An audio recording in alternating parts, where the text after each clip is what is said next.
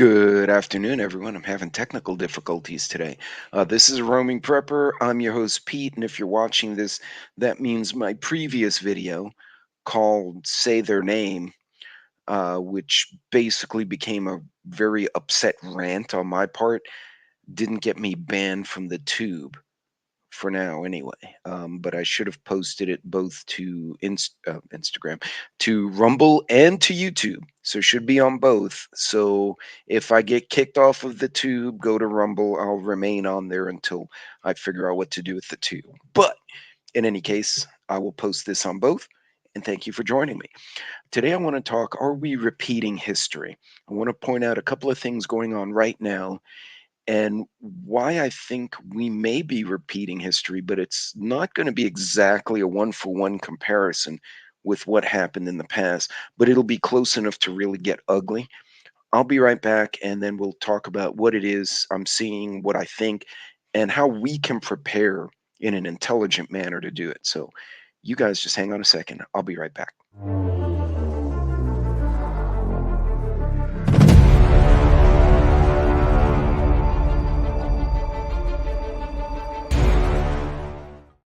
Well, welcome back, everyone, and thank you for joining me today. So, are we repeating history? Right now, we've all seen, this is June of 24, toward the end of June. We have seen uh, Iran, Russia, China, North Korea start to form more formal alliances. They're more formally and openly helping one another. Obviously, the embargoes and the financial penalties didn't hurt Russia because all they did was sell the oil to countries who basically went, we're not listening to you anyway. And the BRICS nations, you've got all that movement going on. We basically are watching countries have overlapping alliances with one another. Now, we have an alliance with Israel, but it's not a NATO alliance, right? Then we have an alliance with NATO, except for Ukraine's not part of NATO, but we're helping Ukraine fight with Russia, who's not a part of they're part of their own Russian Federation going on, and now they've got an alliance with China and some treaty thing going on with North Korea, and the more you look at it, the more you start to realize that all these a situation like this, when World War One broke out, right? So the French and the British had allied against with each other, or were allied with Poland against Germany, and or rather, and then the Austrian-Hungarian Empire, which was separate from the USSR because there was no USSR. Then there was Russia, and they were allied with the Ottomans, and it was just a hot mess. And what you wound up with was a bunch of countries fighting with each other, and there was no defined front line. World War II was different because you had Russia and Germany beat up Poland, but then there was Germany against the Allies to the west and Russia to the east, and it was very clearly defined. Then you had Japan fighting China and the Allies, right? There were certain boundaries. World War One was convoluted because we had allies in the Middle East, but so did they. We had allies in Europe, but so did they. And so the various factions were fighting, and it was very convoluted, and um, and it got very ugly. You look at Ukraine today, right? World War One was known for trench warfare, right, where you hit these battle lines and they just fought in trenches against each other. And after World War Two, and then Korean War, everyone said, "Oh, that's a thing of the past." With tanks and aircraft, trench warfare is not ever going to come back again, and yet it has, and it's different now because from the trench, instead of charging across no man's land, they fight each other in these little skirmishes. They're not making these big charges across battlefields. And then guys sitting in one trench will deploy a drone, zip it across the no man's land, drop grenades on the other guy, kill them in their trench, then run over and take over the trench. And then they fight there. And then whoever wins that trench now goes to the next one. And they repeat this. And the tanks are struggling to keep up because the drones can be used against the tanks. And then the really old tanks from the Cold War are really effective at shooting down the drones. It's almost like rock, paper, scissors of warfare. And it's really bizarre. I want to share this little. It's a compilation, and this just for you guys, your reference. It was written by Ivashkiv Olina from the Ukrainska Pravda, which is a Ukrainian paper. So I'm going to disclose that right now. It's a Ukrainian spun, but his compilation's pretty decent. So I'm going to let this one fly. Let me share that screen just so you guys can kind of see. So here we have um, Russia, the Russian Ukraine thing, kind of getting at a, escalating for the summer offensive, which they keep saying is going to happen, but it's kind of been in limbo. So I'm going to let that play out. And it's really mainly music, but it's funky music. Anyway,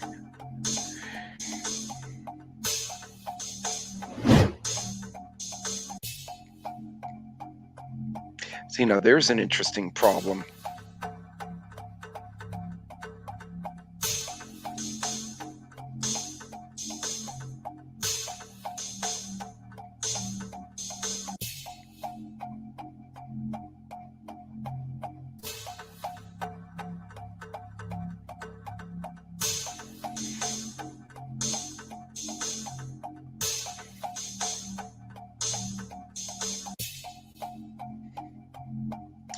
And this footage kind of speaks to, and that's part of the reason I wanted to play this.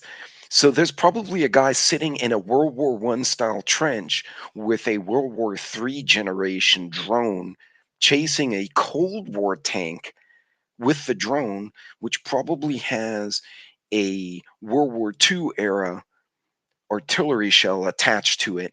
It's rock paper scissors. It's just so weird to watch this. He's gonna smoke this tank too. Bloop. And that was not a minor explosion, like, that did some damage. Yeah, that's toast.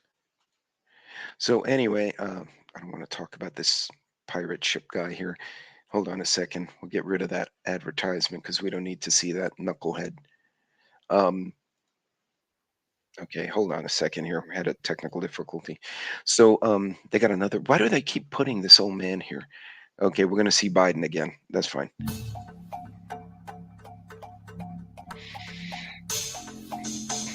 But you see how you've got these countries.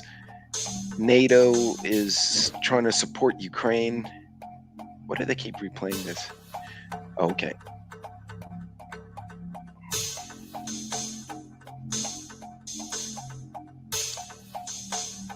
Zelensky looks like he has to go to the bathroom in that picture, by the way.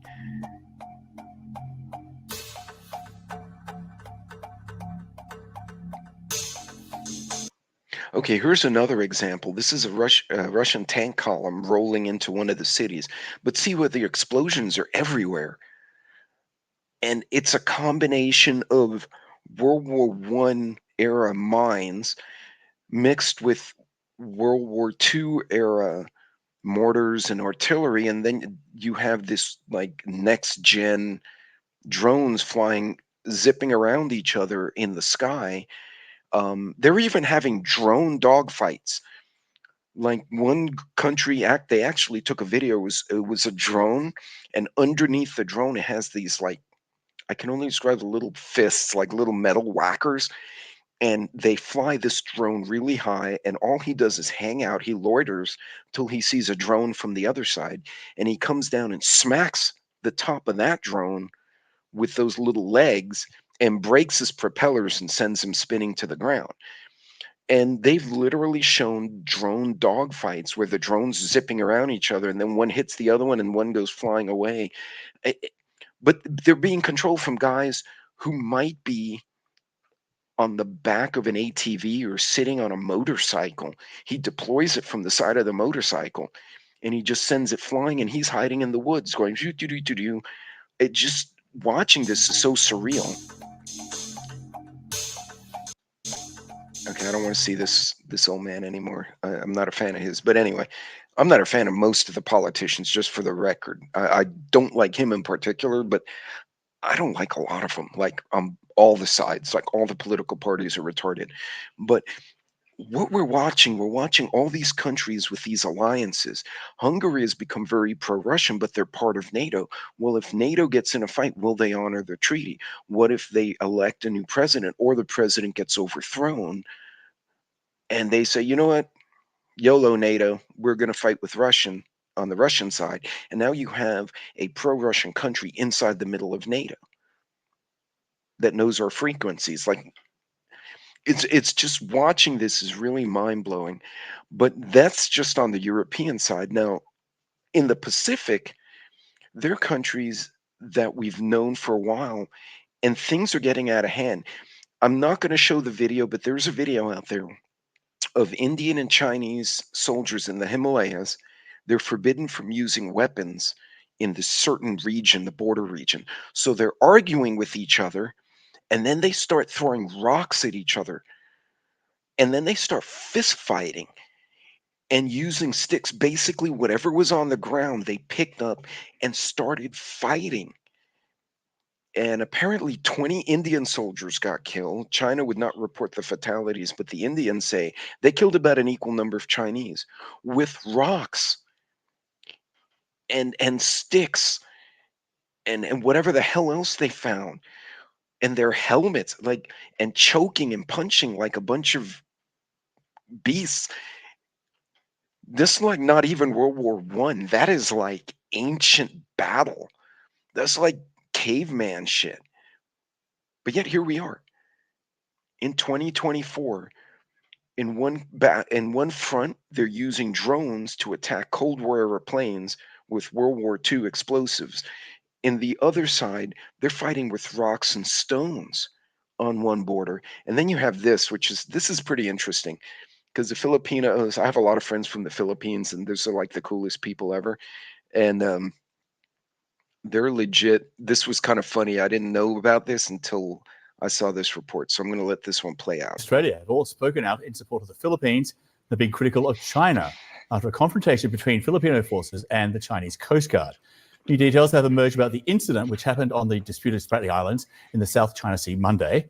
CNN's Ivan Watson live in Hong Kong with more details on this. So what appears to be a collision between a Chinese vessel and the Filipinos, there are now more details about it. Was on what purpose collision. On it that wasn't island. An accident. Yeah, I mean, initially we were getting accusations from the Philippine government and armed forces accusing the Chinese Coast Guard of acts of piracy and of injuring a number of Filipino personnel.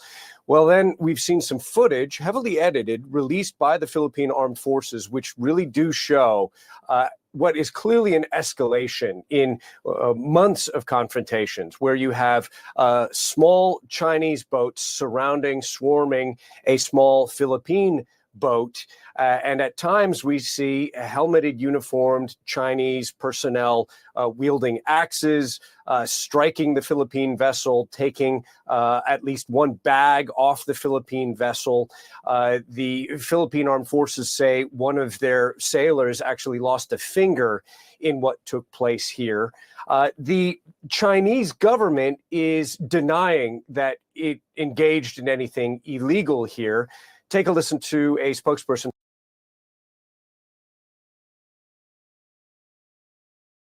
for the foreign ministry.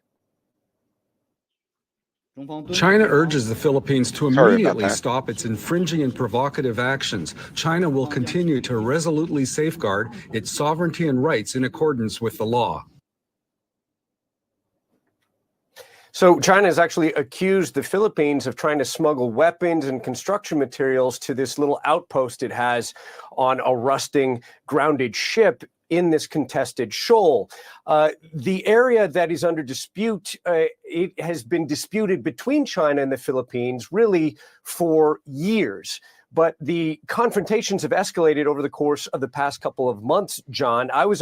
By the way, this is Vietnam, and this is the Philippines. Like, China's way the hell up here somewhere.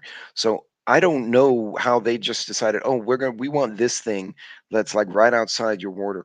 I could see a Vietnam and Cambodia were like, oh, hey, this is, or maybe Malaysia. This is a freaking Philippines. Like, where the hell's China? China's not even here. I think this is Taiwan or something. I don't know what these islands are, but I don't think that's China at all. China is up here by the Bloomberg News title. They just decided, oh, we're just going to take shit over all over the place. So yeah, this is another example of the very asymmetric nature of this, what's going on. I'm going to let this play out a few more minutes.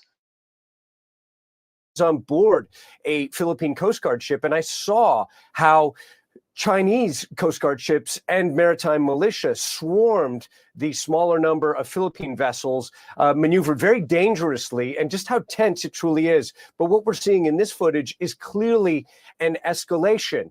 And the Philippine president has warned that if this leads to the death of a Filipino, it would be essentially an act of war. Take a listen. If a Filipino citizen is killed by a willful act, that is, I think, very, very close to what we define as an act of war.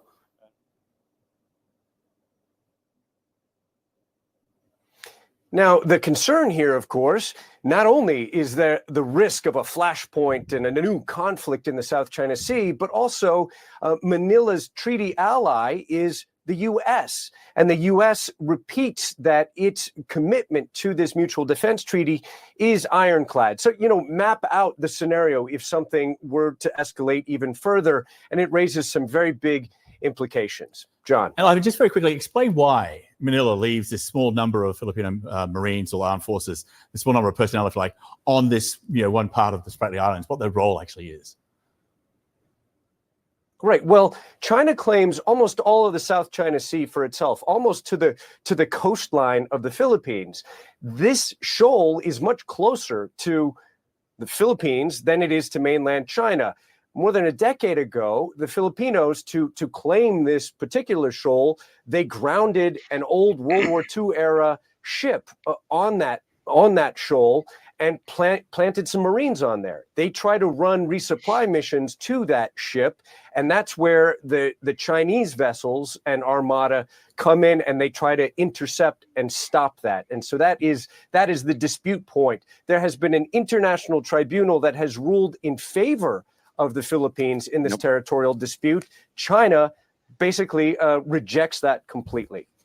Ivan Watson, we appreciate the reporting. We appreciate the background information as well. Thank you. Ivan Watson, live in Hong Kong. So, yeah, and the fact that they went to a UN tribunal and the Philippines won the case.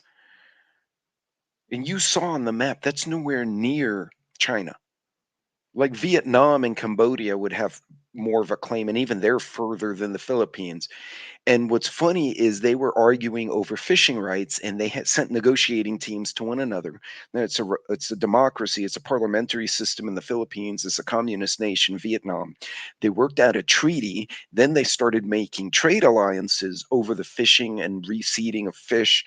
And they kind of worked it out. And of course, the US and British were like, hey, if you guys can play nice, we can throw some investment money in there, sweeten the deal. And the Vietnamese government, although communist, wasn't stupid. They're like, oh, okay, we see what's going on here. Yeah, we can work a deal. Great, done. And then here comes China. They're picking fights with the Vietnamese. They've already had a gunfight, apparently, between ships with AK-47s. I don't think anyone got killed. They just like plinked each other with guns. They're obviously fighting with the Filipinos. But think about something else.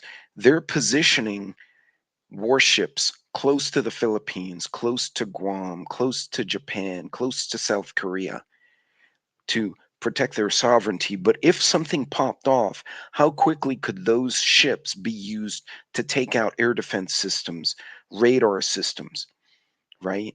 You're just allowing the enemy, the foe closer to your shore. But again, you heard it.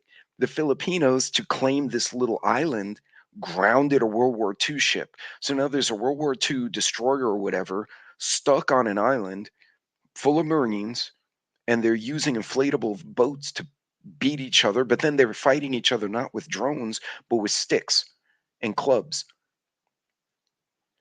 Like, it just blows my mind. And again, these overlapping alliances. Vietnam is not very friendly with China right now, surprisingly. North Korea is. Vietnam doesn't like North Korea because they're acting squirrely. So would Vietnam just say, "Hey, yo, peace out. I want no part of y'all's nonsense"? Would they say, "No, wait a minute. We're going to support China. They're communists"? Or would they say, "No, we're against China because they violated our rights too"?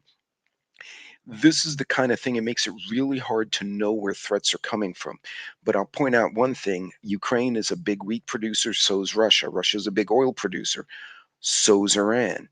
Um, you have there are a lot of different things at play. There's a lot of fuel sources offshore Israel, in the Ukraine, nuclear plants, Russian oil. There's a lot of trade that goes through the South China Sea. You guys saw it right through Manila, from Japan, from India. They come in all directions through that area of the South China Sea. Any conflagration, any escalation will absolutely screw up supply chains. And if you take anything away from this little video, which went probably longer than I wanted it to, is to understand that depending on where things pop off, it can affect you differently. Natural gas would be affected if Israel escalates. If Iran gets into it with Israel, that would be bad because Iran's a major producer. But in the US, Canada, we have a lot of natural gas, we have oil sands, we have drilling and whatnot, shales. Uh, we can ramp up if needed in a period of time, but we're going to rely on the strategic oil reserve, which is being depleted because we want to keep gas prices down on an election year, even though there are threats everywhere. You know, if there was no threat anywhere and you're playing political games, that's one thing. We clearly have things going on. The other thing is, look at the way they're conducting warfare. It's very unconventional. This is not big battlefields with battle lines drawn, Army A against Army B. These are little boats coming out of a bigger ship and then a swarming another ship. These are guys with drones on motorcycles. They get off their bike, deploy the drone, attach an explosive, fly it after a tank, and blow up the tank or disable the tank, and then call it in and say, "Hey, I disabled the tank here. Go destroy it." And then the artillery guys finish it from there. Why can't they replicate those kind of things inside Canada, inside the US, inside the EU? I fear if things are going to escalate, you're going to see more of this. You're going to see more drone attacks. You're going to see more motorcycle borne, drone borne, small boat type attacks in various places, and you might even see them within your borders. So, how do you prep for this, right? One, situational awareness, and you're going to have to train yourself. I have to continually remind myself, pay attention to exits, pay attention to who's around you, pay attention to their behavior. Typically, a person, unless they're really, really well trained professional, who are going to execute some kind of act, start acting differently than all the people who are just milling about looking at fruits and vegetables. You're going to see that person start acting differently. It's like the one dog in the dog pound that starts getting agitated and starts getting his heckles up and he starts showing teeth. That dog is clearly agitated. You're going to notice that in this type of person.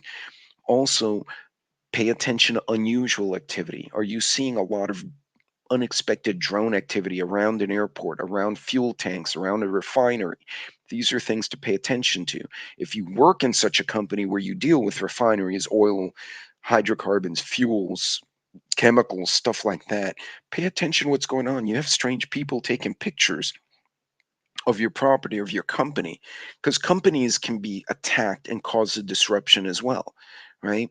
Also, understand if something happens in the South China Sea. Well, what do we get from there? We get a lot from that part of the world. What would be affected? Probably more along the lines of produced goods, electronics, stuff like that in that part of the world. A disruption in the Mediterranean, where Ukraine and Russia and those other countries are involved, will affect oil and gas. It will affect wheat. It will affect food production going to Africa, going to other nations. Understanding how where different places pop off can affect what comes to your table. Start sourcing locally. The shorter your supply chain is from farm to table, the less risk you have of things breaking. It's like working with any kind of a mechanical component. The less parts you have, the less failure points you have. I'm sure you guys get what I'm saying. I may not be expressing it right. So think along those lines, folks. Be smart in what you do. Pay attention. And if something escalates, don't freak out. The first question you ask yourself, how is this going to affect me and mine? If they have a fight in the South China Sea, electronics are going to get expensive. Clothing, I don't know, I'm just giving you examples, may get expensive. If it pops off worse in the Middle East, I better fill up my gas tank and maybe get some reserve gas and diesel if I need it in containers because the price is going to spike. Availability is going to be an issue. Knowing how these things affect you can help you make a decision before the general public figures out what the hell's going on. And again, prepping very often is getting the heads up. It's knowing a little bit before everyone else, that's not right.